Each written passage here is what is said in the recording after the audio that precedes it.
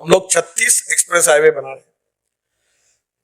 मैं आपको एक ही उदाहरण बताता हूं कि हिमाचल प्रदेश में आप मनाली में जाएंगे और मनाली से एक रोहतांग पास है, वहां जाने के लिए 3.5 घंटे लगते थे, अब 8 मिनट में बाहर निकलते हैं, 8 मिनट्स।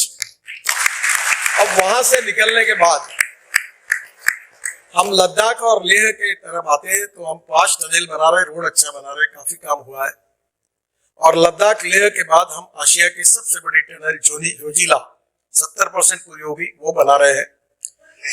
फिर उसके बाद झेड़मोर टनल है जो करीब 95% पूरी हुई, जल्दी इसका इनॉग्रेशन होगा। हम श्रीनगर आएंगे और श्रीनगर से जम्मू जाने के लिए 10 घंटे लगते थे, अब 3-3.5 घंटे में हो जाएगा। हम 18 टनल बना रहे हैं, 17 बन गई।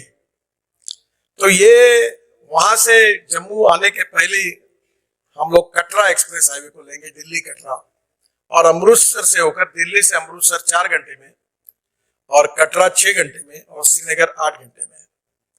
और जैसे दिल्ली आएंगे तो दिल्ली एक्सप्रेस हाईवे को जोड़ेंगे दिल्ली मुंबई को, तो सूरत तक आएंगे। और सूरत के बाद अगर हम टर्निंग करेंगे नासिक की और एक नया रोड बना रहे हैं ग्रीन एक्सप्रेस हाईवे, तो नासिक से अहमदनगर से सोलापुर, सोलापुर से कर्नूल और कर्नूल से डायरेक्ट त्रिवेंद्रम, कोचीन, चेन्नई, कन्याकुमारी, बेंगलोर पूरे साउथ को कनेक्टिविटी मिल जाएगी। और दिल्ली से चेन्नई का डिस्टेंस 320 किलोमीटर कम हो जाएगा। यानी आप समझ लीजिए कि लॉजिस्टिक कॉस्ट कितनी कम हो जाएगी। मुझे अच्छा अनुभव आया कि मैं Mumbai Pune express highway, Worli Bandra sea link और 55 फ्लाईओवर्स जब हमने मुंबई में बनाए थे तब मैं हमारे पास 5 करोड़ रुपए थे। तो हमने तय किया कि हम कैपिटल मार्केट से पैसे लाएंगे, तो लोग हंसने लगे। तो हमारे मुख्यमंत्री थे मनोहर जोशी उस समय, मैंने जब उनको प्रेजेंटेशन दिया तो मेरे ऊपर प्रेम करते थे। बोले नितिन तुम बहुत अच्छे हो, और ये सरकार को कौन पैसा देगा, तुम ये क्या बोल रहे हो, ये कैसे होगा, मेरे समझ में नहीं आता, ये होने वाला नहीं है। केवल तुम बोल रहे हो, तुम्हारे प्रेम के कारण मैं इसको स्वीकृति देता हूं। और मैं बैग लेके मैं और आरसी सिन्हा घूमते थे, और एक दिन हमने प्रेजेंटेशन दिया और हमने बॉन्ड इशू निकाला। तो हमको 450 करोड़ रुपए चाहिए थे, हमको 1180 करोड़ मिले। ये मैं बात कर रहा हूं 96-97 की। फिर 500 करोड़ चाहिए थे, फिर 1100 करोड़ मिले। तो मुझे याद है धीरू भाई अंबानी ने मुझे कहा था, मेरे ऊपर बहुत प्रेम करते, बोले नितिन तुम तो हमसे भी ज्यादा होशियार बने। टाटा ने भी कहा, क्योंकि हमने कैपिटल मार्केट से पैसा खड़ा किया। अब मुंबई पुणे हाईवे पूरा हुआ, 55 उड्डान पुल पूरे हुए, अब वर्ली बांद्रा सीलिंग पूरा हुआ, सब कर्जा फीट गया। फिर सरकार मेरे पास आई, बोले हमको मॉनिटाइज करना है। बोला तुम कोई पैसा लोगे? मैंने बोला ये मुंबई पुणे एक्सप्रेस हाईवे को मैंने आपको नेशनल हाईवे भी दे दिया तब तक वायबिलिटी आने के लिए, तो मेरे को कितना देंगे? तो मुझे बोले महाराष्ट्र आपका है, आप हमको क्यों पैसे मांग रहे? बोला छोड़ दो, तुम कमाओ। उन्होंने 10 साल के लिए मॉनिटाइज किया, उनको मिले 12 से 15 साल के लिए मॉनिटाइज किया, उनको मिले 10,000 करोड़।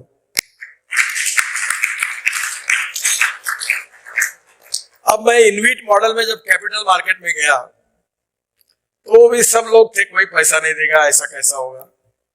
7 दिन का टाइम था और मेरे डायरी में हमारे मेंबर फाइनेंस सर 7 दिन के बाद वो क्लोज करना पड़ता है, वो डेट आप दे दो, वो समय दे दो और हमको स्टॉक एक्सचेंज में ये करना है। और हमारे जब हम लोग ये स्टॉक एक्सचेंज में हमने लॉन्च किया तो वो 7 टाइम्स 7 घंटे में पहले दिन ओवर सब्सक्राइब हुआ। मुझे दौड़ते हुए आना पड़ा और पैसा मिल गया। पहली बात, टेक्नोलॉजी की कमी नहीं, पैसे की कमी नहीं, एप्रोप्रिएट विजन के साथ हर फील्ड में ये योजना अगर बन जाएगी तो ग्रोथ रेट बढ़ेगी, सुपर इकोनॉमिक पावर हम बनेंगे, एम्प्लॉयमेंट क्रिएट होगी, वेल्थ क्रिएट होगी, ग्रोथ रेट बढ़ेगा।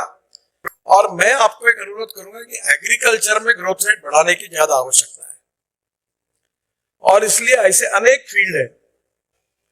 अभी वैद्य साहब ने जो पानीपत में प्रोजेक्ट डाला है, वो परली है ना, जलाते हैं, उससे 1 lakh litre ethanol, 150 tonne bio vitamin और बायो एविएशन फ्यूल जो 1% पहले डालने का काम शुरू हो रहा है।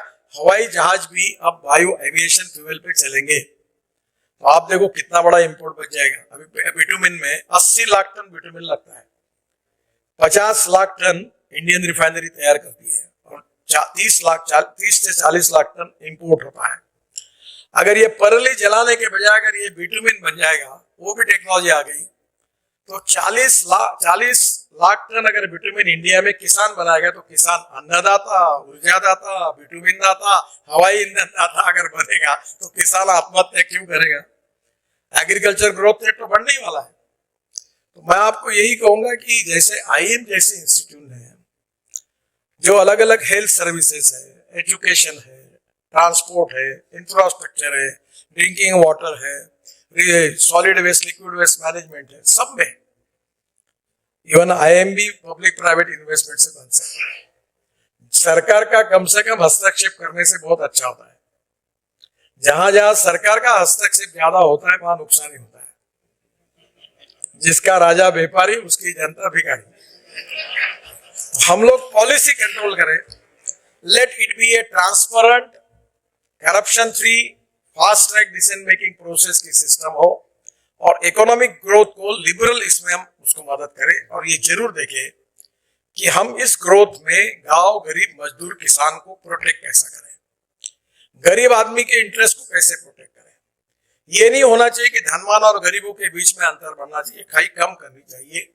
इस आधार पर फ्यूचरिस्टिक विजन, फ्यूचरिस्टिक प्लानिंग और फ्यूचरिस्टिक टेक्नोलॉजी के आधार पर इन सब क्षेत्रों का आप जरूर प्लान बनाइए। मैं उसमें डिटेल में भाषण नहीं था, वो समय उसमें खराब नहीं करता, और निश्चित रूप से अगर ये आपने तैयार किया तो हम वर्ल्ड की सब